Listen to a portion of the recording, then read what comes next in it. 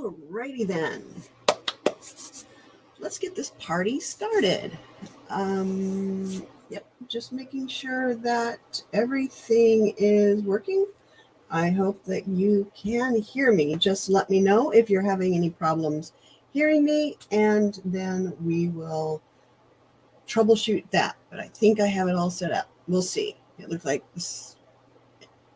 the the instrumentation from the Starship Enterprise here. We'll see how it goes. So, hello, my lovelies. So today I'm going to be talking and playing around with some fun what ifs. We're planning a vacation to Europe next year, and I thought it would be fun to take some history-bounding clothing along with us. Well, along with me. So if you're new here, my name is Althea, and I'm here to talk about sewing, having ADHD, and all things history-bounding and historical clothing so that you can creatively thrive through the art of sewing. Hello, Amaras. How are you doing today? It's great to see you again. Today I'm going to be doing some pre-planning for my capsule wardrobe for the vacation to Europe next year. This is the trip that we originally planned to take in 2020, but you know how that year went. We haven't settled on a destination yet, but the contenders are Italy and the UK. I mean, I love Italy, but with the pound at near parity with the dollar, it would be less expensive to go to the UK now than any other of the times that I've been there. So which one do you think I should go to? I mean, I'm super torn and in decision paralysis about it. We're going to be traveling with just a backpack and a personal item for 6 weeks. So you can kind of see my conundrum. How do I make a wardrobe light and small enough to fit in a carry-on and still have all of that juicy history-bounding goodness? We plan to buy clothes while we're there. If we come across anything really special, I'm looking forward to getting my hands on some that beautiful English woolens. Hello, folks that just signed in. Good morning. The weather in the UK is real similar to the weather where I live, so I will need to be ready for cool rainy days or warm and sunny. So layers are going to be needed. And since I so slower than molasses in December, I really need to get started fairly soon. And because I am me, some of the clothes I'm going to be taking are going to be sort of in the history-bounding range. In the end, I want to make really extremely adaptable clothes that I can tweak to look just about any period. And I'd love some Victorian looks for London, some medieval inspired looks for Wales and Ireland, something Baroque for the 17th century, houses that we're going to be visiting. Good morning, Shannon. How are you doing today? And then, of course, we have Italy. We have all of that lovely, Roman history bounding that I can do. So there's a lot of possibilities for history bounding on this trip. But remember, we're only taking a backpack and our personal items. So a consideration that I need to keep in mind is we don't want the designs to get too fanciful or elaborate. So because when Luke and I tend to travel, we walk a lot. A lot. We easily get in 30,000 steps. And you can bet I'm going to be tracking steps on this trip. So, it just really means that I can't wear anything too fussy really to begin with. And I'm going to need to fight that urge to really tart up the clothing designs. Okay, there might be some accessories that are a little bit tarty. But for now, I'm just kind of playing around with ideas and having some fun. So, some comments and videos show that, people who love to do the planning but never get around to doing the sewing feel kind of bad about that. But I really want folks to know that you shouldn't feel bad if you really honestly never get to the sewing, because if you enjoy the planning and the dreaming and the sketching and just, generally faffing about in the design phase, but not so much the actual sewing. If that's not your jam, that's okay. I mean, there's no law that says once you design a garment, you have to make the garment. You can enjoy the things that you enjoy. So my sketchbook and Pinterest boards are filled with garment ideas that I know that I'm never going to use, but there's value in having that rich repository of creativity. So I think I'm going to be doing some other live streams as I get to making my travel clothes. You're going to be able to see all that messy behind the scenes pre-planning and my get down to it planning. So feel free to comment in the chat with suggestions as we go along. One of the reasons why I'm doing this live is to show you that even though processes can be kind of messy, and if it involves me, it's almost always messy, you can still have fun, make unique clothing for you to wear and be fabulous in. So the plan for my travel wardrobe, this is my list, because remember, I am going in a backpack and a personal item, and I am not a spring chicken anymore. So everything that I make and bring needs to be light, and that's kind of going to be a challenge when I'm trying to make history bounding things. So I may cheat and use modern fabrics for lightweightness, for wicking, for ease of clean. We might find some blends that are a little bit more lighter weight than linens and wools. We're just in the design phase, so we're kind of playing it by ear. So what I'm going to be taking are 3 tank tops or camisoles or something like that for layering purposes. Whether I go to Italy or to the UK, it can still get kind of chilly at that time of year. So layering is going to be really super important. We're going to look at 5 short sleeve shirts, 2 long sleeve shirts, 2 dresses, 1 vest, 1 cardigan sweater, 1 jacket, 3 pairs of pants, 2 pairs of leggings, bike shorts to wear underneath skirts and dresses, socks, underpants, bras, 2 pairs of shoes. One is going to be my main knockabout, and then one nicer. So in case we go to a nice restaurant, I can wear that with a pair of, wear one of that with one of my dresses. And then a rain jacket and my puffer vest. And both the rain jacket and my puffer vest fold down in these teeny tiny little packages. So they're not going to take up a lot of room in my luggage.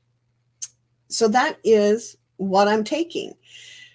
And I'm trying to figure out how I can look at this, this list and get in some history bounding. Looking at the dresses, my thought is that I could make like one simple kirtle, more like a drindle, the basic, it looks kind of like a tank top, and a full skirt, that can be adaptable to a bunch of different types of eras, depending on how I accessorize with it. For instance, I could take one of my short sleeve shirts and make it look like a chemise top and put it on underneath the kirtle, and then have sort of a 15th, 16th century looking outfit. I can combine it with a cardigan sweater, and it might look a little bit later. And so there's a lot of different ways that I can play with these very limited number of items that I'm going to be taking. So feel free to comment how you would mix and match those different things to make a wardrobe for yourself if you were going to do the traveling. So the whole purpose of a capsule wardrobe is really to have clothing that you can wear in a variety of ways.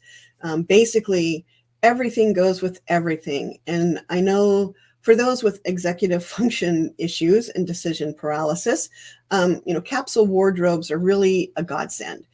You don't have to make decisions. You just pick components. You pick a top, you bottom, and they boom go together. You just look polished, and there's not a lot of decisions that go into making that.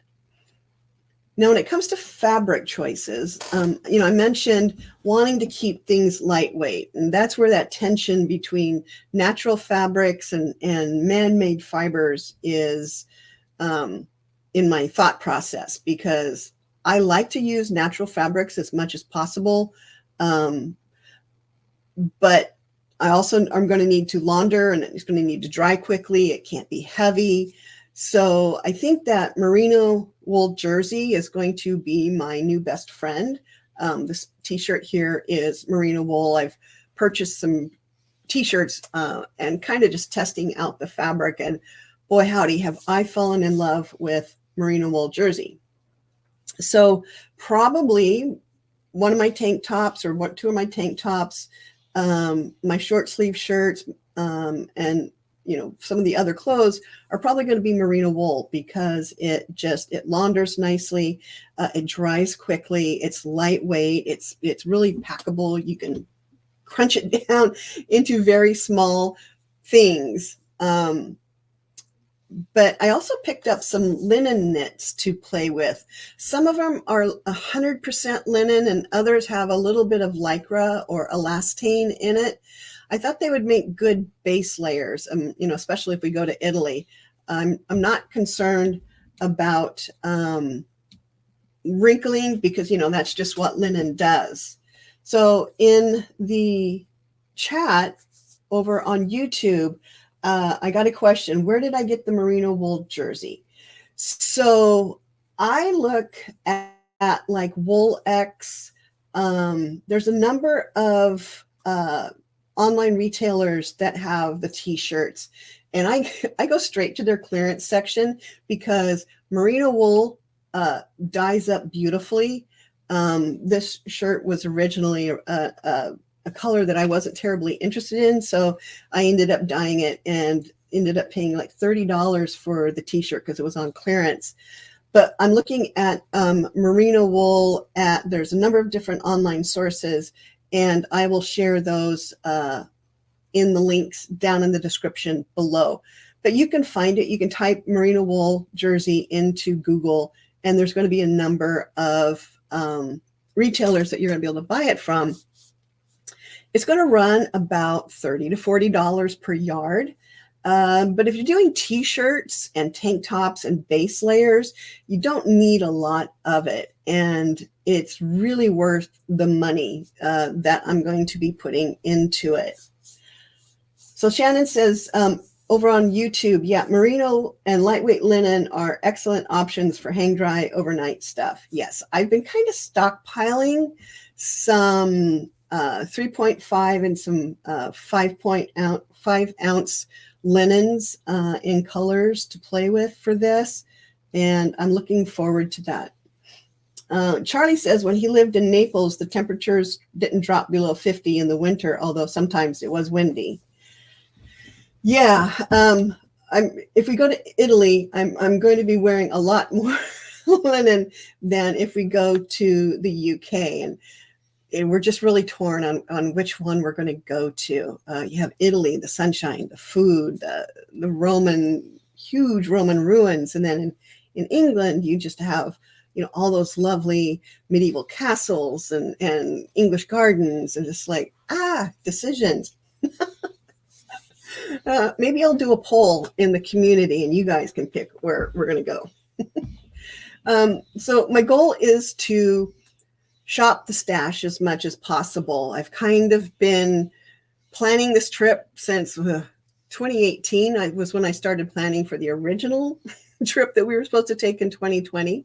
That trip did not happen, which actually is kind of a blessing in disguise, because I've had this much longer to plan better and figure out better routes through the country than I had originally planned.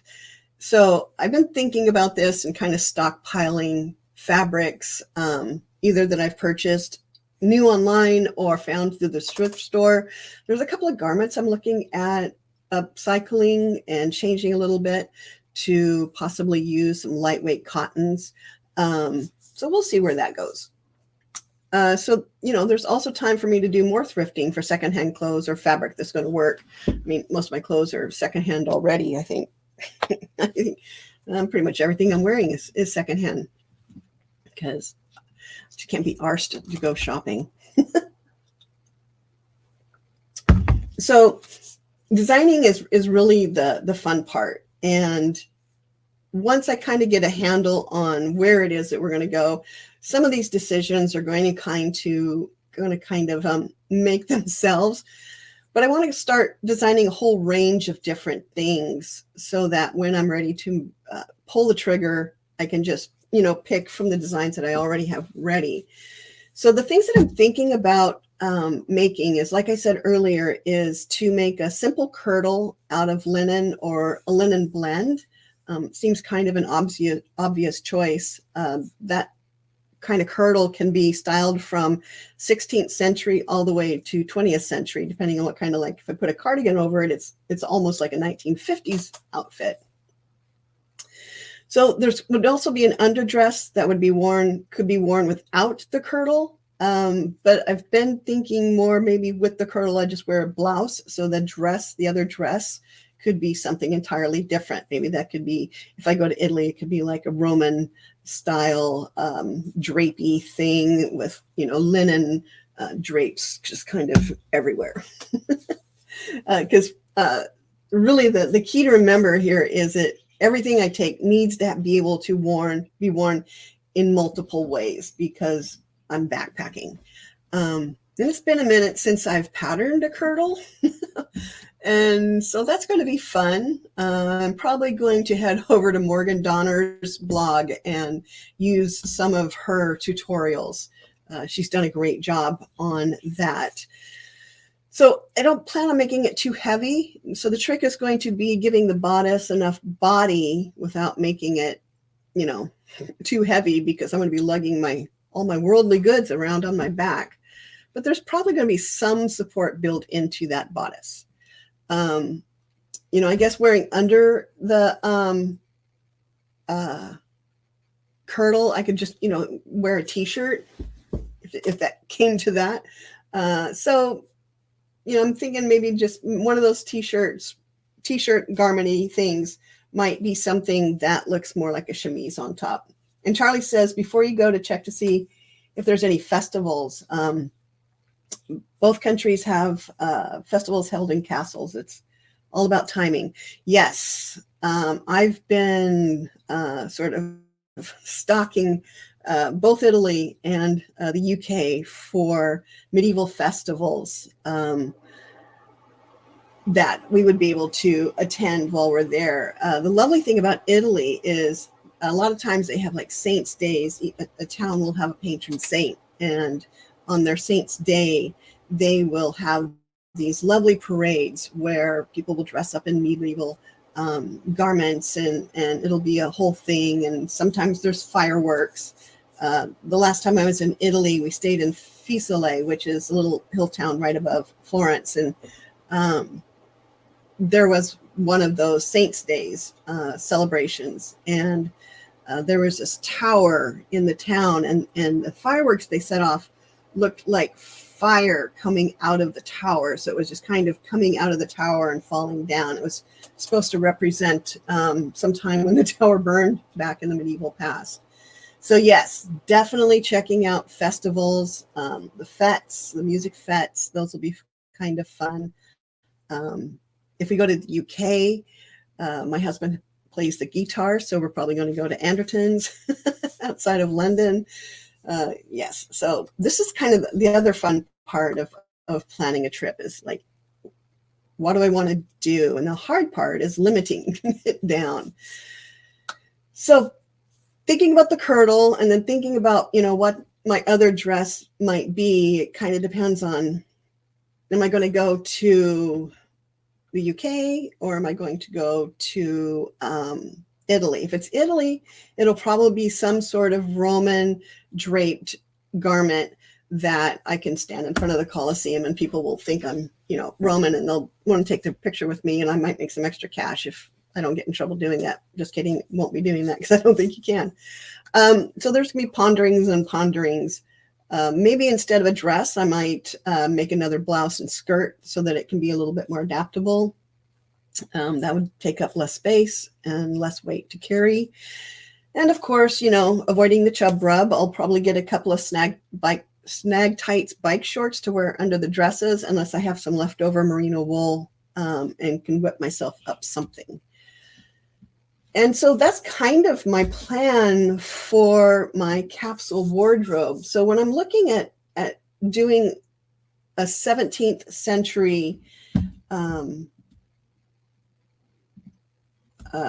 capsule wardrobe, or some pieces that are history bound from the 17th century, I'm kind of building on the work that I've already done. I'm basically a lazy person, so I'm just going to use the history bounding that I've already started working on. But I just wanted to kind of show folks what I have to choose from, because the 17th century isn't as known as the 16th century before, with the Tudor and Elizabethan era, and the period after, which was getting into the colonial, the Georgian, the 18th century clothes that are much more familiar to people. And so this 17th century is just kind of a black hole in the middle of that. So when I started this project, I really didn't know much about the period.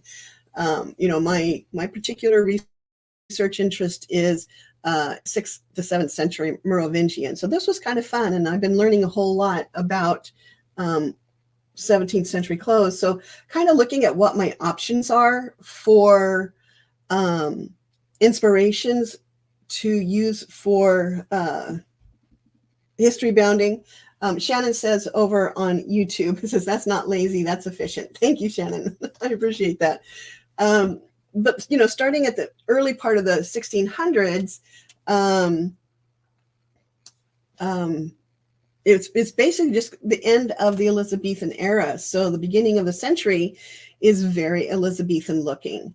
When we start to move towards the 1620s and the 1630s into the 40s, we see a real change in where the body mass sits. You'll see that the shoulders kind of start sloping down. We have a much more horizontal line across the chest and the bust area. The waist comes up kind of high, and quite honestly, some of the clothes that look kind of bizarre, and I'm already apple shaped, so I don't need anything emphasizing my apple shape. So I'm probably not going to be looking towards the early part of the 17th century. And so when I go over here to the later half of the 17th century, we start getting into more clothes that I think that I can work with. The bodice of the garments, they start to lengthen, and at some point become very elongated and very narrowed. And we have all of this off the shoulder action going on. Given that I need a lot of architectural support, I'm not probably going to be doing a lot of off the shoulder stuff, but I can fake it with different design choices. And then when we get to the end of the century, we have some really interesting things going on with the clothing. And I'm absolutely blanking on the name of that style the woman is wearing. That starts with an F, and I'm absolutely blanking on it. But I also thought, hey, men's clothing at that time period was really interesting. So I've also been diving into men's clothing of that period. And I think that I could have some lovely options for coats or a jacket based on the men's clothing. Charlie says in the YouTube chat that you can look at some of the Venice Festival costumes for ideas. They have beautiful dresses. Oh my gosh, they sure do. I have been having a lot of fun with just kind of poking around the different corners of the internet to see what I can see. So that's kind of my thought processes up until now. So my next, I guess my next step is to start looking at my Pinterest boards, and I'm going to share them here. See if I can share my screen. We're going to share that screen.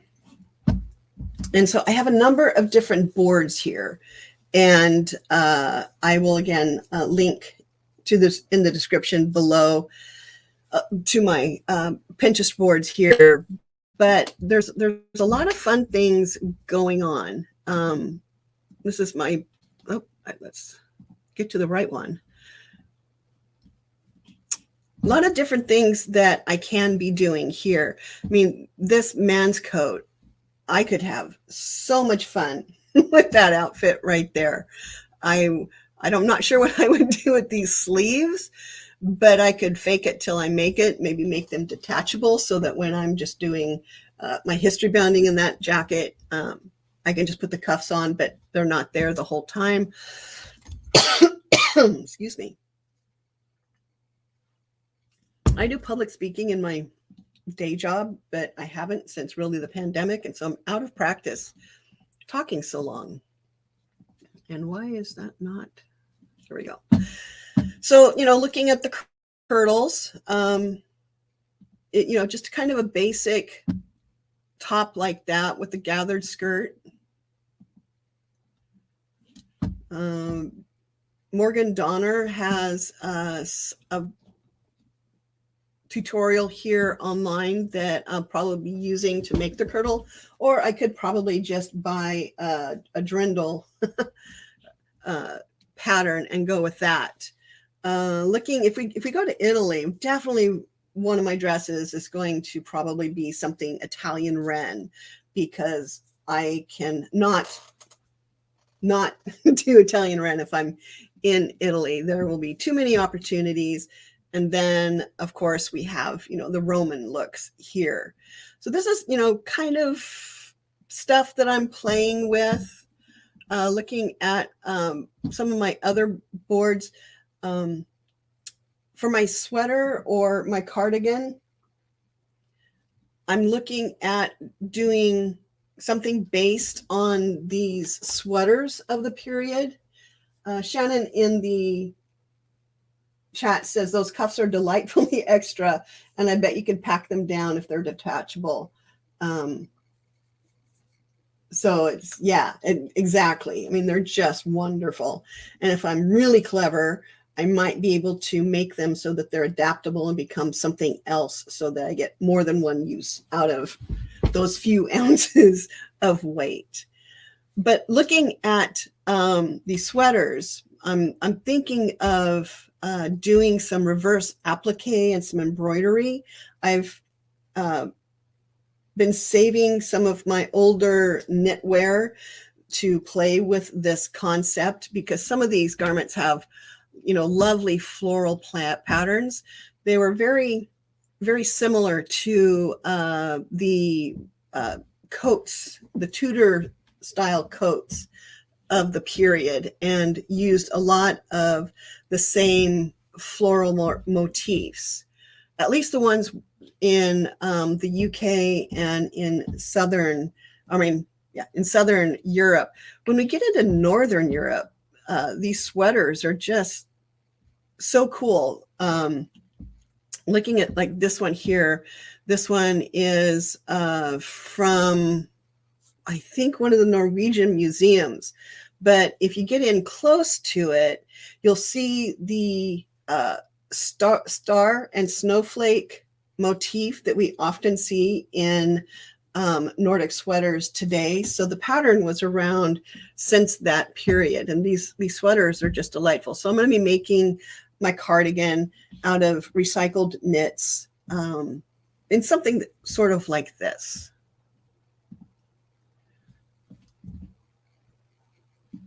Yeah, if we want to talk about extra, extra, some of these men's outfits, it's just like, oh, what can I do with this? There's got to be something I can do with this. There's a lot going on there. And if I make it out of white, I could, I'm in the UK, I guess I could be a mummer.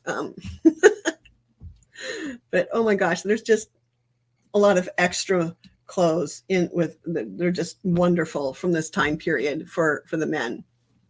So maybe I will have a coat sort of start from there. So there's a lot of rich material to choose from. And here's one that I just really, really love. So this is an engraving. There's a whole genre of these types of engravings that were theater costumes, and I'm not sure if this is a theater costume or not, but there are some wonderful engravings from the period with just delightful costumes. See, this here could be the frock coat that is based on the men's worn over a kirtle, with a chemise styled t-shirt and a lace cravat, and the lace cravat could double as a small lace head covering if I was in Italy and was going into a church. So there's a lot of fun things going on here. I might adapt the pockets. So the pockets are like down here. And so that would probably change if I made this garment here. See what else is going on in this one. Yeah, so I'm also thinking, I might need knickers. These would be fun, making something that I could actually wear outside of the skirts and just kind of riff on that whole men's puffy pants kind of thing. That would be super fun.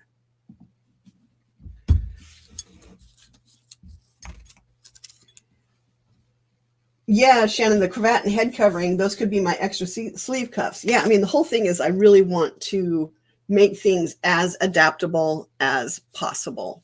I've been collecting a whole bunch of different patterns and tutorials. Let's see, where was that one jacket that I saved? I'll have to find it. But there's a lot of patterns that I've been kind of poking away that might be useful. Something like this might make a good basis for my frock coat.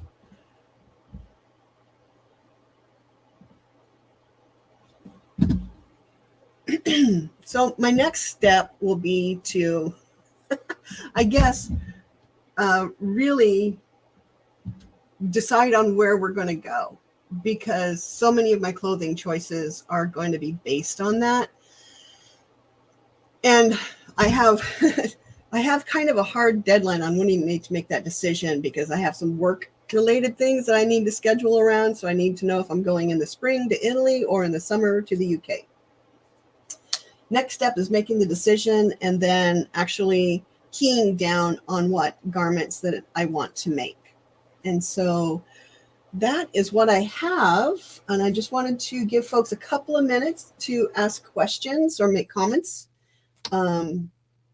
if they have them. And I'm going to take a sip of my tea.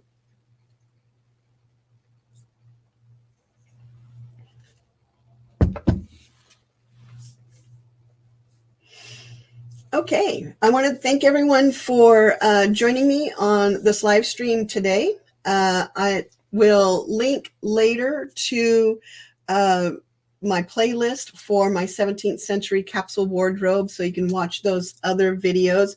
I will put links down below for some of the things that we've talked about, the merino wool sources that I'm looking at, and my Pinterest boards and anything else of relevance. So thank you. And you guys have a lovely day. Bye now.